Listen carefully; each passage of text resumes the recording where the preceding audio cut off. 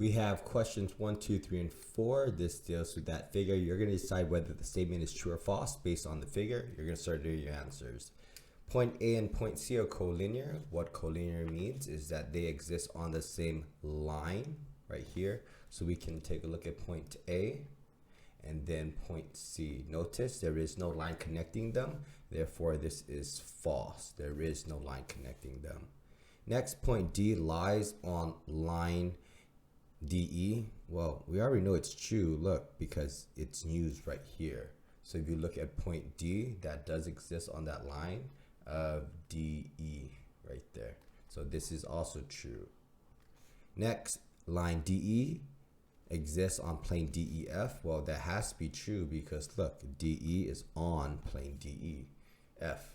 So line DE does exist on that plane. It's this entire plane right here.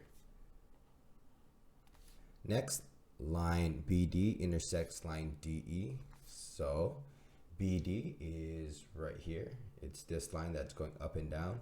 Does that intersect a BD, which is this part? DE, which is this part right here. Okay, that is true. That does intersect.